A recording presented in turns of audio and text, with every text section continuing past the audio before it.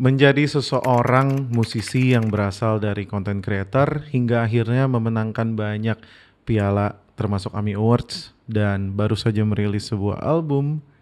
Please welcome Kekane alias Nadine Amiza. Halo Nadine. Halo. Welcome to Indo Music Talk. Iya, terima kasih banyak. Kelahiran tahun 2000 betul ya? Betul. So 2000. now you're 23 years old. Iya, 23. Betul. Waktu pas awal-awal Kekane di IG phenomenon yang dulu lu post banyak itu tahun berapa ya? 2015 ke 16 lah, pas lagi SMP ke SMA kayaknya. Oh iya, dari SMP? Dari SMP udah mulai aktif di Instagram, tapi kayaknya mulai kayak ada beberapa followers yang sadar tuh kayaknya di SMA sih. Who introduced you and taught you the world of music? Kalau musik sebenarnya nggak ada yang memperkenalkan sih. Aku lebih banyak dari dulu emang suka dengar musik aja gitu. Jadi kayak terinspirasi untuk nulis dan bermusik karena musisi lain, bukan karena dikenalin gitu. Oh iya. Siapa Karena yang di keluarga aku nggak ada juga yang bermusik. Nggak ada? Nggak ada. Not even your di atas orang tua misalnya kakek nenek ada yang ternyata Nggak ada sih. Tapi om aku sekarang adalah gitaris aku gitu.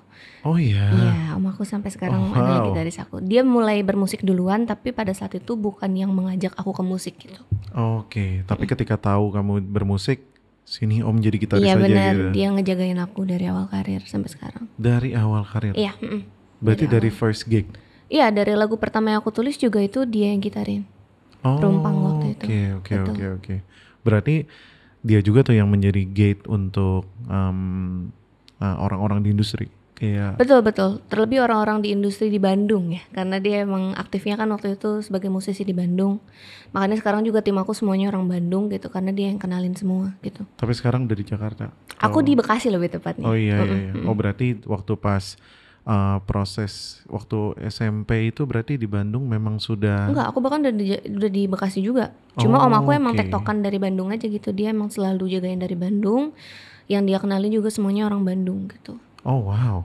Sampai sekarang juga tim aku orang Bandung semua. Jadi siapa nama om? Om Doli namanya, Doli Harahap. Doli Harahap. Betul. Oke. Halo om. Hai om. Mantap banget nih. Nih baru apa ya? Some people itu memang gue aware punya sosok yang sangat berjasa ya. Tapi gue baru dengar hari ini kalau ternyata tuh om gitu loh. Karena biasanya orang tua, papa ngasih dengar apa. Dan kalau dari waktu pas SMA sendiri, waktu pas lo upload itu kan berarti SMP ya. Gue ingat banget sebagai gue dulu termasuk menjadi adminnya juga gitu ya. Lo sangat identik dengan yang gue ingat tuh rambut keriting lo. Betul.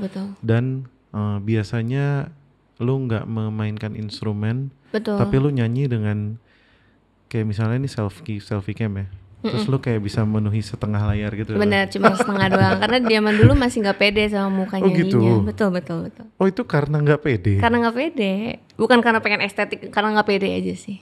Tapi turns out menjadi estetik loh. Iya mungkin kayak aku juga nyari supaya kalau misalnya nggak pede terus ke dinding doang kan orang juga nggak tahu itu video nyanyi ya, jadi kayak ya udah setengah deh gitu, kalau nggak setengah ke atas gitu. Iya gue inget banget kayak kok nih anak selalu setengah ya, tapi kayak setengahnya tuh lumayan dipikirin gitu loh. Kalau gue nggak salah tuh kayak kamar settingannya dan selalu sore kayaknya. Betul. Selalu komposisinya sebenarnya aku pikirin, cuma berangkatnya bukan dari karena pengen bagus tapi karena nggak pedenya gitu. Terus kayak baru dipikirin kayaknya kalau nggak pede juga tetap harus bagus deh gitu. Oh wow, so sebenarnya itu karena nggak pede. Kenapa bisa nggak pede? Karena ya balik lagi aku juga nggak datang dari keluarga yang bermusik kan, jadi kayak mungkin dari awal karir itu aku bermusik adalah sesuatu yang kayak am I doing this right? Ini bener nggak ya gitu. Kayak ada yang dengerin nggak ya gitu. Jadi emang nggak pedenya dari situ sih gitu. Nggak ada sosok yang kalau ngelakuin itu harusnya gini gitu. Jadi kan memulainya juga langkahnya ragu-ragu kan gitu. Jadi nggak pede gitu. Tapi kalau untuk secara estetically-nya lu juga lumayan ngerti dulu ya. Maksudnya dari wardrobe, dari pemilihan momen untuk syuting itu ada belajar dari mana? Nggak belajar juga, baik lagi dari merhatiin aja sih. Kayak aku sering, dulu kan ada We Heart It, kalau sekarang kan Pinterest ya. Kalau dulu tuh We Iya, Heart iya. It kita mainnya. Terus Tumblr kan. Iya, iya, Iya, iya. jadi kayak emang foto-foto dan video-video yang bagus tuh aku berusaha recreate gitu. Jadi kayak Oke. aku ngerasa oh video ini bagus, kayaknya kalau di kamar bisa pakai cahaya jam segini gitu. Kayak gitu doang sih sebenarnya. Dulu juga pakai HP doang kan, nggak punya kamera gitu. Oh, jadi benar-benar ngelihat apa We Heart It. We Heart It kalau dulu. Kok gue nggak tahu ya? Dulu emang kayak lebih terkenal Tumblr sih tetap. Iya, Tumblr I know dan Pinterest ya gitu. Berarti kayak di We Heart It kayak lu search kayak semacam keyword gitu. Dia persis kayak Pinterest. Jadi kalau misalnya kita udah banyak nge-like, dia nanti akan ngasih. Algoritma Ya ngasih. benar. Oke, menarik Betul. banget. Berarti Persis kayak kayak Pinterest. dia ketika lu kayak nge-like beberapa postingan yang familiar, dia akan ngasih beberapa Betul. recommendation. Dan dia bukan sosial media, jadi orang fokus di foto doang dan video gitu. Jadi bukan kayak oke, feeds oke. gitu loh. Nice. Terus kalau ngomongin dari waktu pas dulu video-video lo akhirnya di-repost sama orang-orang, di-repost sama akun-akun gitu ya. Minum musik keren. Ya, salah satunya. Apa sih titik balik you decide untuk kayaknya udah nggak bisa nih cuma begini doang, serius deh gitu. Sebenarnya enggak sih, awalnya juga nggak serius kan, makanya dulu tuh aku bukan long di DSP, aku nggak masuk yang kayak Spotify gitu karena pada saat itu udah ada, cuma kita nggak ngerti cara masukinnya. Aku cuma tahu cara masukin video ke YouTube. Jadi waktu itu lagu yang pertama aku tulis itu Rumpang terus Sorai, masukinnya tuh di YouTube karena kita nggak tahu cara masukin ke DSP gitu. Karena kan di keluarga aku juga baik lagi nggak ada yang bermusik, jadi kayak kita juga kayak oh ya udah YouTube aja deh gitu. Berapa lama itu ada di YouTube dong? Sampai akhirnya lumayan lama, kayaknya setahun deh baru masuk, baru kita masuk ke rekaman beneran gitu. Tadinya juga cuma ini live session doang. Jadi orang kalau misalnya dengerin harus buka YouTube. Nah berarti kan repot ya. Nah berarti kan waktu pas dari merilis Rumpang dan Sorai sampai akhirnya ada yang jangan begini doang nih, rilis dong. Nah itu kapan tuh dan siapa? Kayaknya sih 2018 itu Rumpang rilis yang di YouTube. Apa 2017 gitu. Pokoknya 2018 itu udah ada di Spotify dan itu by request sama orang-orang kayak nanti aku susah kalau dengar lagunya harus buka YouTube, kalau nggak kayak kuotanya kurang cukup gitu. Jadi kayak masukin ke ini dong, Joox atau Spotify pada saat itu kan. Terus pada saat itu aku juga kebetulan lagi di approach sama beberapa label. Tapi akhirnya kita memutuskan untuk berdiri label sendiri, tapi dibantu sama Bang Riri. Dia itu dari Tulus Company. Dia abangnya Tulus. Oh iya Bang Riri, dia yang ngasih tahu kayak caranya lewat sini. Kalau misalnya mau ke DSP tuh ada agregator gitu-gitu. Jadi yang bantu aku tuh bunda sama bapak aku. Mereka juga belajar dari nol banget itu. Mereka nggak ada bekal sama sekali perihal musik. Oh jadi so basically sampai sekarang dari 2018 kamu nggak pernah join label apapun? Label aku sendiri pada akhirnya. Oke, so jadi tidak pernah join yang udah ada, melainkan membuat label bikin sendiri. Label sendiri. Itu pun alasannya karena legalitas aja, bukan karena so tahu pengen bikin label sih, karena pada saat itu kita pas mau masukin lagu ke DSP itu ada legalitas yang harus diurus. Lebih enaknya punya badan sendiri, jadi kita bikin label gitu. Oke. Dan mama papa adalah timnya. Betul.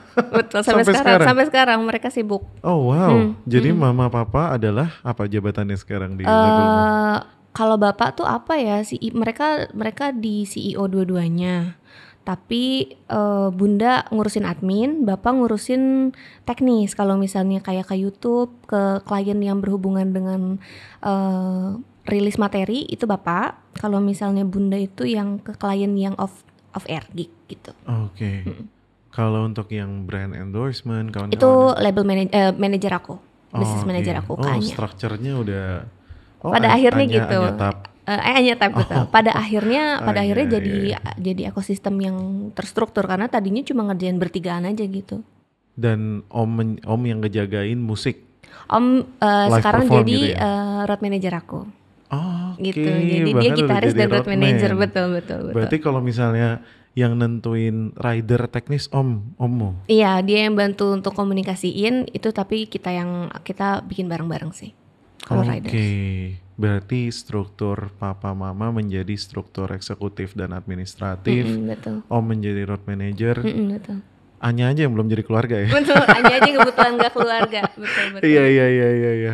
Oke, dan gimana so far dengan keluarga menjadi tim lo? Apakah some people yang gue ngobrol gitu ya, lebih mungkin nyaman kalau tim yang di dalam tuh kayak orang lain semua, kayak they find the family dari strangers gitu. Lu sendiri gimana? Ngerti sih, tapi emang ada challenge-nya juga ngerjain bersama keluarga. Apalagi kan keluarganya tuh kalau by hierarki mereka keluarga yang harusnya aku hormati banget gitu kan. Tapi saat aku sudah berkarya bareng kan aku juga jadi harus jadi semacam kayak sejajar karena aku juga punya have a say about what I want to do. Iya, Dan itu mereka dia. akan lebih banyak ngikutin aku gitu kan karena mereka juga nggak tahu sisi kreatifnya. Challenge-nya mungkin perihal komunikasi aja. Tapi kalau misalnya perihal kayak enaknya karena keluarga dan keluarganya benar-benar lingkaran pertama banget, jadi nggak pernah ada masalah perihal kepercayaan sih enaknya. Oh iya, Ya nggak sih, kayak ya kalau perihal ya let's say kalau misalnya emang suatu hari perihal uang tapi bundaku yang ngambil, aku juga ngerasa akan ikhlas emak gua gitu kan. Jadi kayak sejauh ini kalau perihal trust kayaknya belum ada masalah, tapi kalau komunikasi emang challenging sih kadang-kadang gitu. Iya, lagi makan gitu kan ya, tengah-tengah makan, kamu udah balas emailnya belum? Bener, kalau enggak kayak kak itu bunda udah nge-WA, nah itu kan kayak, tapi enaknya karena di rumah ya, jadi kalau misalnya ada apa-apa dia tinggal ketok kamar gitu. Oh iya. Dan untuk apa namanya, dari kalau kita ngomongin dari sistem label gitu ya, saat ini memang ada artis lain selain Nadine? Ada, kebetulan ada. Baru-baru ini juga dia baru masuk, namanya Yoha. Dan kebetulan aku tuh nggak punya pendidikan apapun di bidang musik, tapi kemarin aku yang scouting. Jadi kayak aku memposisikan diri sebagai A&R, tapi pas dia udah masuk, betul. Tapi kan A&R harusnya lebih fokus scouting terus kan mereka kalau di label-label besar. Tapi kan aku cuma berhenti di Yoha kemarin, jadi aku kayak balik lagi ke creative director. Jadi kalau misalnya yang berhubungan dengan kreatif itu aku yang di label itu gitu. Oke, creative director, A&R juga. Jadi harus palu gada sih karena kita labelnya orangnya itu aja gitu. Iya. Tapi so far enjoy dong. Iya, aku merasa senang sih. Bener. Senang banget karena palu gadanya tuh by choice. Karena kalau misalnya emang kita pengen outsourcing, kita punya kemampuan sebenarnya. Tapi sejauh ini masih pengen palu gada karena apa ya, merasa ya yang kita lakuin juga nggak yang gede-gede amat gitu. Kita juga bukan tipe yang ambis pengen menembus market luar angkasa gitu, juga nggak ada gitu. Jadi kayak ya udah kita jalanin aja. Oh iya, bener-bener nggak ada? Enggak sih, aku juga nggak pernah kepikiran mau pengen ke luar negeri gitu sih. Pengen harum di negara sendiri aja. Oh, oke. Soalnya biasanya someone like you yang seumuran lo dengan karya-karya lo yang bisa gue bilang, bahkan kemarin gue sempet stumbled upon ada satu orang nge-tweet betapa dia sangat, gue nggak tahu karena algoritma ya, I didn't follow that person, tapi basically muncul dia nge-tweet tentang betapa dia sangat kagum dengan songwriting skill lo di lagu yang baru. Thank you. Gue lupa siapa itu, tapi intinya gue gara-gara ngeliat itu gue langsung buka. Basically it's a thread, terus gue baca-baca sampai bawah. Oh gitu, ada yang bikin thread? Iya, ngeresen si ini penulisan gitu. Iya, dan dia kayak ngomong gila, memang isinya sumpah sarapa lah. Anjing banget ini, benar-benar bikin lagunya. Intinya dia memuji gimana songwriting skill lu tuh kayak level up gila-gilaan dari yang sebelumnya di lagu-lagu yang terutama Rayuan Perempuan Gila ya. Dari yang itu dia kayak bilang, ini gila banget komposisinya gini-gini. Gue nggak tahu dia kritik musik atau siapa.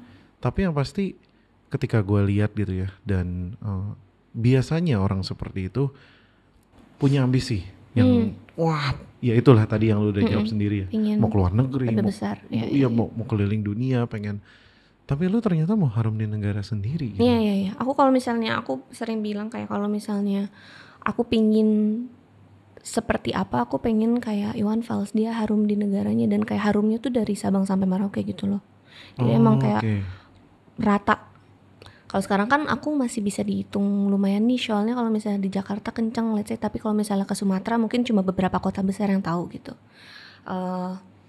Tapi kalau ke luar negeri tuh apa ya, mungkin aku tuh merasa aku pengennya nulis bahasa Indonesia terus aja gitu. ada beberapa penulisan bahasa Inggris yang aku simpen tapi nggak sebagai nama Nadine Amizah gitu loh. Kalaupun aku pengen keluar negeri, aku nggak akan berangkat sebagai Nadine Amizah, sebagai musisinya Apakah gitu. ini sebuah kisi-kisi? Aku sering bilang sih kayak aku pengen banget punya nama lain, Alter ego gitu ya? alter ego, tapi pun ada kayaknya nggak akan berangkat dari sini, nggak akan di Indo gitu. Justru itu kayak ada kalau misalnya ke luar negeri ada, tapi menurut aku porsinya bukan sebagai Nadine Amizah. Oke. Gitu.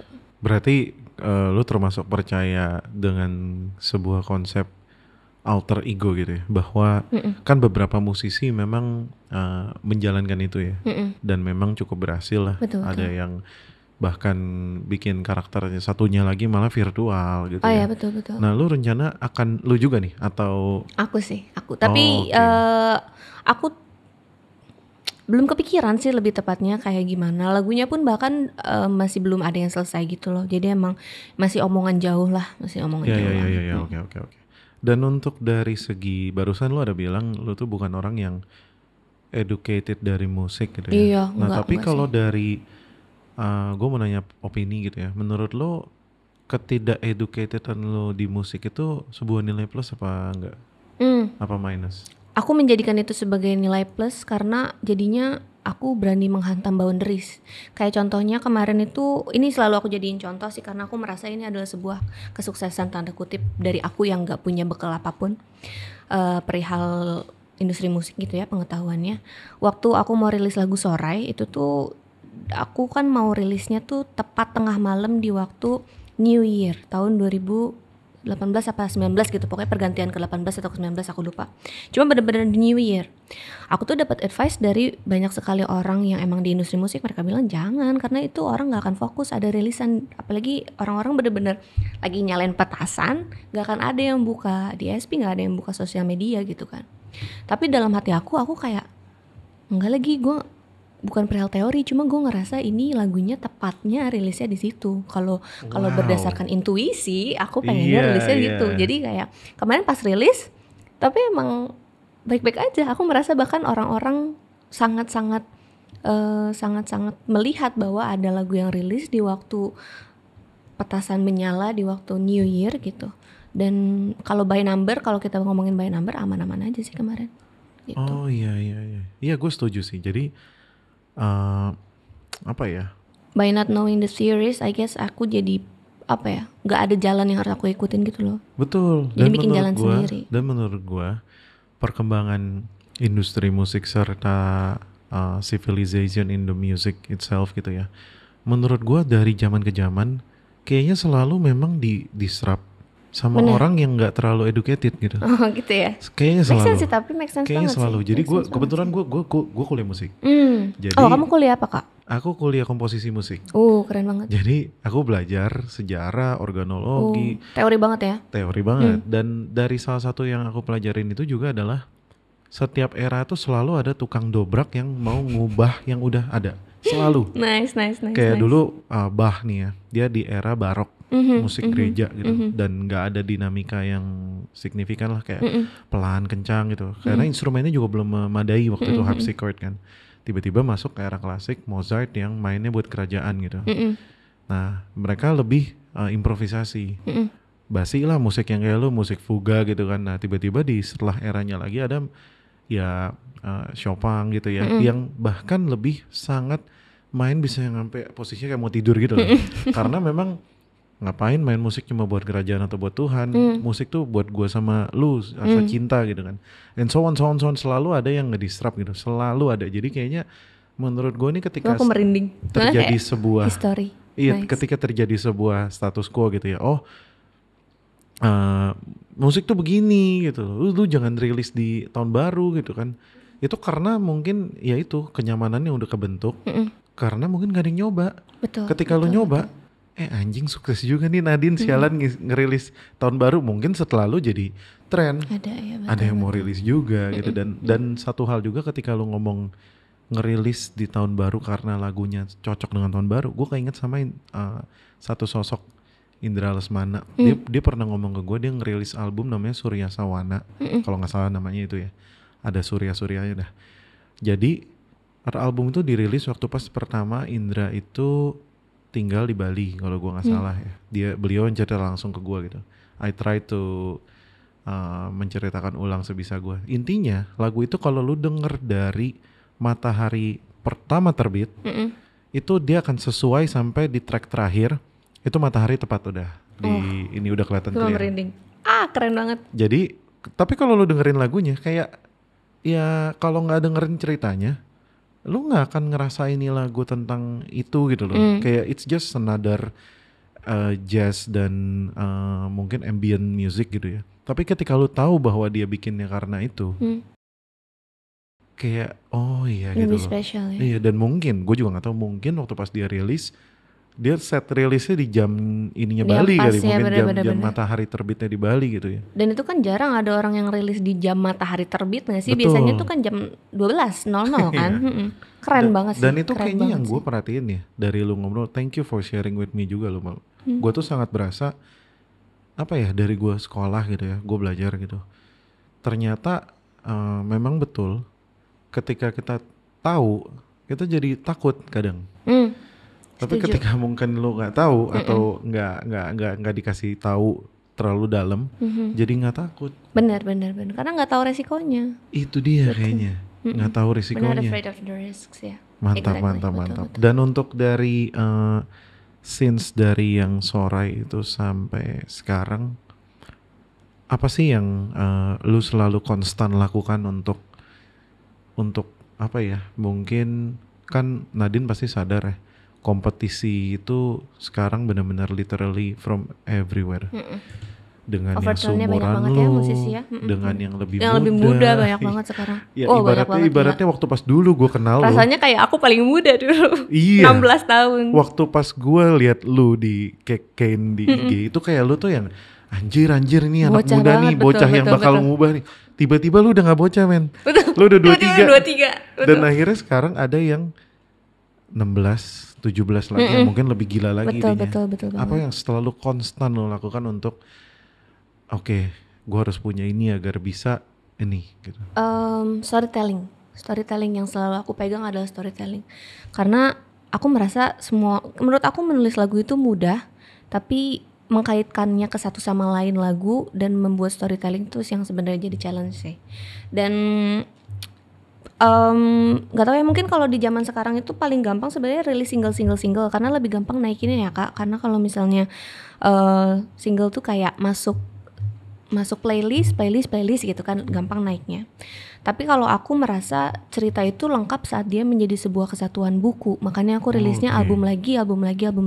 Kemarin pun pendek-pendeknya EP gitu, 5 lagu. Tapi tetap dia adalah sebuah kesatuan cerita gitu.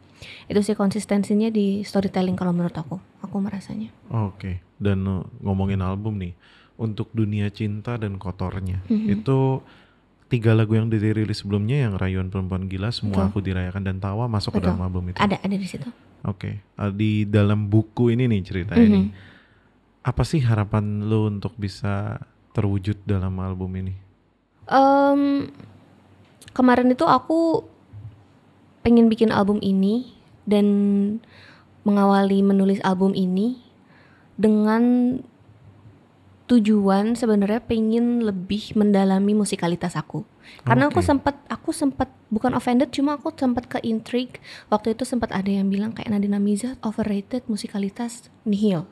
Tapi aku juga setuju pada saat itu, karena aku merasa di album Selamat Ulang Tahun itu aku nggak spesifik ngurusin musiknya gitu loh. Aku ngurusin musiknya tapi lebih banyak storytelling dan songwritingnya.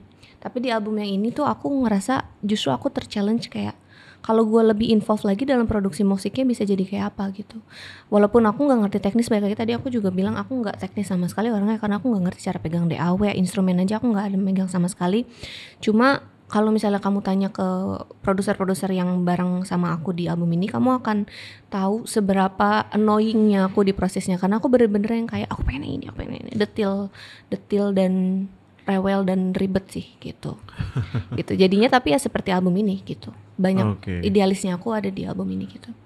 Oke, contoh ada unsur keroncong nih di Rayuan nih. Keroncong basah. Itu inspirasinya dari mana?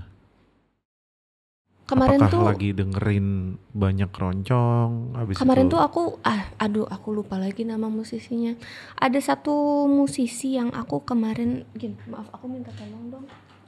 Dia nge-cover lagu Nyur Hijau, tapi dia tuh kayak jazz tapi keroncong gitu. Oke. Terus dari situ aku yang kayak wow, gue pengen banget bikin kayak gini. Bentar ya. Makanya itu waktu pas lu rilis Oh, Simak Dialog. Dia bahkan pendengarnya dikit banget di ini. Cuma tuh kayak bener-bener Simak lagunya. Dialog tuh jazzer loh. Iya, makanya aku Iya, juga. iya. Tapi dia tuh kayak ada keroncongnya, tapi bukan keroncong juga. Jadi aku kayak ngerasa pengen banget membuat sesuatu yang nggak ada boundariesnya. Cuma kalau kemarin kan mungkin karena aku juga nggak, baik lagi musikalitas aku nggak setinggi mereka. Jadi tetap jatuhnya kayak pop sih. Karena strukturnya lebih it's totally gitu. fine. Dan memang kayaknya kalau gue perhatiin nih, siklus kita tuh akan selalu gitu ya. Dimana unsur musik misalnya kita pakai cuma 1-2 tetes gitu ya dari sebuah keroncong. Terus mungkin lu juga nggak mendeskripsikan ini sebagai keroncong. Betul, secara aku bahkan publik. nggak mendalami keroncong. Tiba-tiba soalnya ada yang nilai ini keroncong dan akhirnya ada juga yang akan sanggah. Apa betul. ini mah Setuju, nggak keroncong? setuju. Ini mah bukan keroncong tuh iya. mesti ada gini Betul. gitu. Dan kayaknya menurut gue setelah gue perhatiin emang siklus ya. Memang pasti akan selalu Aku begitu. merasa seni akan by design dia akan membuat orang punya pro dan kontra sih, karena kayak contohnya kayak sekarang gitu kan, kayak modern art. Banyak orang yang bilang modern art is not art, tapi kan kalau bagi pelakunya ya modern art is art. Gimana pun juga apa yang gue lakukan art gitu. Dan kalau misalnya emang ada yang setuju itu keroncong, oke, disanggah juga oke, kan kayak ya udah, ya udahlah. Gitu. Dan kalau untuk tema dari album ini sendiri, dari apa ya, kalau dari nama Untuk Dunia Cinta dan Kotornya gitu, itu kan gak lazim lah. Panjang banget ya. Dalam penamaan tidak lazim, dan KBBI juga apa ya, strukturnya biasanya kan nggak Untuk Dunia Cinta dan Kotornya. Ini nggak lazim lah. Temanya sebenarnya apa sih?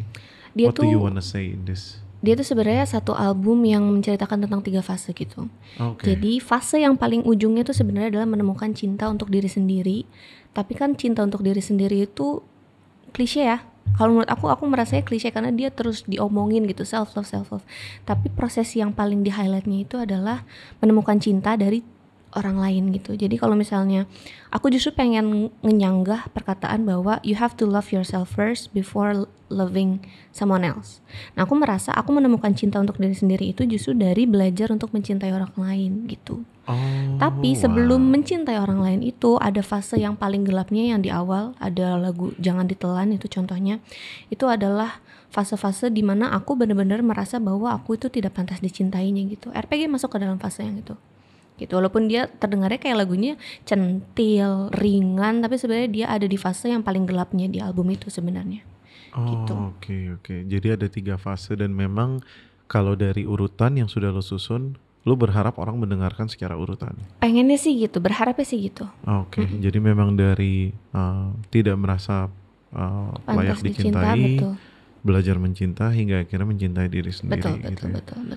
Nah, lo sendiri dalam proses membuat dalam proses songwriting lagunya memang urutan juga atau enggak? Enggak urutan. Kemarin tuh contohnya yang pertama itu ada di fase kedua lagu Tapi Diterima dan Kekal gitu, terus RPG, terus malah Nadine Amiza, tapi terakhir sih memang gitu. Oke. Dan untuk dari aksi panggung lu sendiri nih, gua terakhir nonton waktu pas di AMI Awards.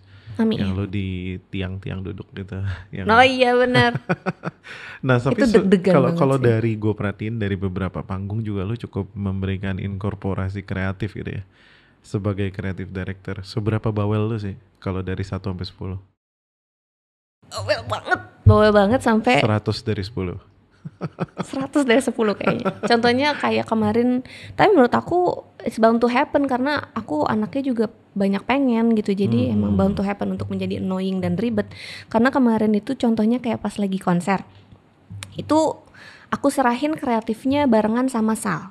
Itu pun aku bilangnya serahin, tapi sebenarnya aku lebih banyak kayak Sal ini gimana gitu. Lebih banyak lebih banyak rewelnya. Tapi selain kreatif juga sebenarnya perihal panggung itu juga aku spesifik banget. Sebenarnya kan kalau panggung tuh nggak bagian dari kreatif ya, kita serahin aja gitu ke desainer panggung. Cuma itu kayak sama aku sama PPC sama Mas Yoga, itu sampai Mas Yoga aja tuh udah kenal bahwa Nadine memang banyak maunya. Tapi justru enaknya adalah bekerja dengan orang yang tahu aku banyak mau dan mereka ikhlas menjalankannya. Adalah jadi kita juga lebih lega gitu loh, kayak kamu tahu kan aku banyak mau, ya udah kita sama-sama tahu, kita kerjain sama-sama gitu. Kemarin Mas Yoga ngerjain konser, terus showcase juga dia ngerjain lagi, dan alhamdulillah banyak maunya aku, insya Allah tidak membuat orang kapok, harusnya sih ya gitu. Semoga sih ya gitu. Kalau di sebuah dunia paralel di mana Nadine tidak seorang musisi, what are you? I think I'm going to have kayaknya aku akan menjadi florist. Aku pengen banget menjadi tukang bunga. Ya, aku nggak ngerti bunga sebenarnya, cuma I like to be surrounded by flowers. And then kayak dulu cita-cita aku bahkan sempat bikin desainnya gitu. Aku pengen punya ruko, bawahnya toko bunga, atasnya rumah aku. Udah itu dong, sederhana banget mimpi gue. Pengen punya toko bunga. Toko bunga dan tapi emang secara flower gini, tema flower sendiri pernah lo masukkan ke dalam lagu atau panggung? Aku seneng key visual aja sih, tapi belum pernah. Enggak sih, sebenarnya aku juga banyak lagu yang menyentuh tema bunga. Ini ada di album yang terbaru, Bunga Tidur judulnya. Yeah. Terus yang di semua aku doakan di Selamat Ulang Tahun itu ada lagu judulnya Kanyaah, dia menceritakan tentang bunga merah, tapi dia sebenarnya personifikasi dan analogi aja sih, nggak pernah sebagai bunga. Kayak Hara yang Rara Sekar, yang proyeknya yang Hara itu kan dia kan menceritakan hulu ke hilirnya bunga dari pupuk sampai menjadi bunga gitu ya. Tapi kalau aku belum di tahap itu. Sebagai seorang Nadine yang bisa dibilang sekarang lo one of the most successful indie artist. Wow. Dari panggung, dari lagu, dari social media presence gitu ya. Is there any formula or recipe to be like you? If there is someone out there yang mungkin masih wondering dengan hidupnya, lo tiga-tiganya lo. Gue bisa lihat ya social media presence yang which is aset-aset social media, panggungan, and then streaming. Lo bisa dibilang tiga-tiganya jalan nih. Apa sih resep atau formula yang menurut lo nih lo selalu imani dan amini ini adalah formula lo dan yang bisa lo share? Kayaknya dari omongan-omongan kita tadi udah rada kebaca ya, to be stubborn I think. To be stubborn in what you want. Tapi sebenarnya dari sebelum stubborn itu intinya kamu harus tahu dulu mau kayak apa sih, kayaknya itu penting banget. Karena untuk aku tuh anaknya visioner, as in kalau aku tidak melihat visualnya, aku tidak akan bisa mengejarnya. Jadi kalau aku lebih suka membayangkan aku kalau misalnya ke depan akan menjadi apa, lalu aku kebayang anak tangganya seperti apa gitu. Jadi menurut aku to know what you want as an key visual is important gitu. Oh, berarti kayak ngebayangin ujungnya apa? Ya, aku kebayang ujungnya. And then you create the stairs gitu ya. Ya. Dan mungkin gue yakin pasti pernah nih lu juga mendapatkan obstacle gitu ya, atau semacam halangan untuk mencapai itu. Gimana cara lu untuk stay di stairs itu? Misalnya dari sesimpel ada haters, sesimpel ada ketidakcocokan dengan tim atau apapun, sampai mungkin yang paling parahnya ada certain goal yang tidak tercapai. Gimana cara lu stay di stairs itu? Betul. Kemarin sebenarnya contoh tergampangnya tuh konser sih, karena konser tuh kan baik lagi aku ini label. Kemarin ada promotor, tapi kan tetap berarti kita ngurusinnya banyak sendiri. Tadinya tuh harusnya konser tuh 2000 berapa tahu, ujung-ujungnya terjadinya 2022. Itu aja kan berarti tandanya ada goal yang bukan gak kecapai sih, cuma kayak gak sesuai timeline. Sebenarnya untuk terus dicoba aja sih, karena kemarin juga aku pengen banget nyerah sih, kayak aduh konser tuh susah banget bikinnya. Bukan cuma perihal kreatif, duitnya kan gede banget ya kalau konser tuh, apalagi kan kayak kalau sponsornya gak banyak ya duitnya berarti lebih banyak yang harus ditanggung sendiri sama promotor. apalagi tadi balik lagi aku tipe musisi yang kayak ngurusin juga tuh sampai ke gituan, harusnya nggak usah juga, cuma aku jadi kepikiran juga, aku merasa berhutang jadinya ke promotor, ke penonton, ke label aku sendiri, apalagi isi label aku orang tua aku gitu kan. Ngerti gak sih? Jadi kayak aduh gue jadi berhutang budi.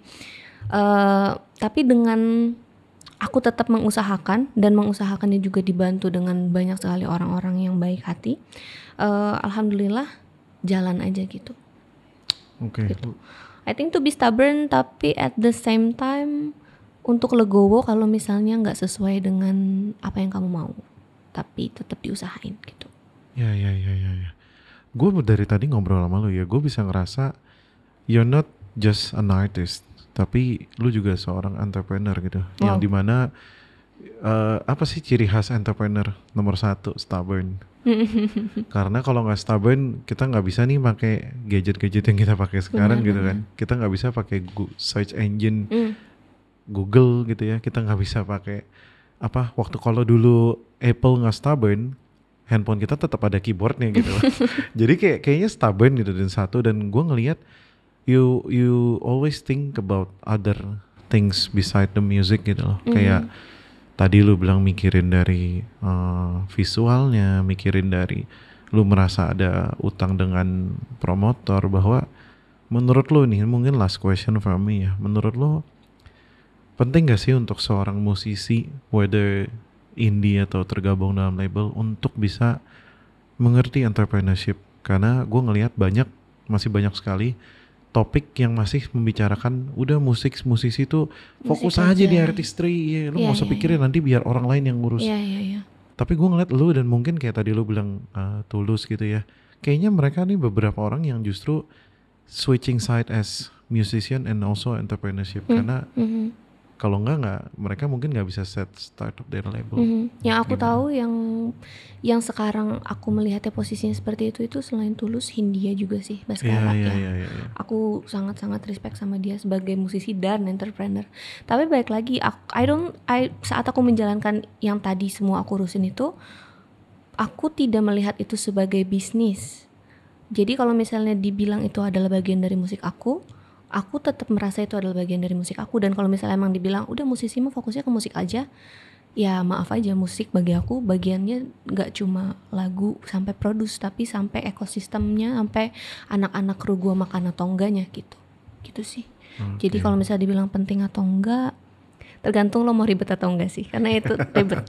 Tadi by the way barusan lo sebut kata yang gue liat kayak bisa jadi judul lagu yang bagus nih. Yang tadi semua aku urusin. Semua aku urusin ya, bukan semua aku diraikan, semua aku urusin. Yang semua aku urusin tuh kayak bisa deh, kayak menceritakan your story. Anyway, thank you Nadine for sharing with me. Thank you so Semoga semua yang lo plan, apalagi ini kita udah mau akhir tahun ya, semoga ada surprise baru yang selalu ada dari seorang Nadine. Amin. Dan mari kita sama-sama menikmati album terbaru dari Nadine. Thank you for sharing with me. Thank you so much. Sampai Thank ketemu. you Kak. Bye-bye. Thank you.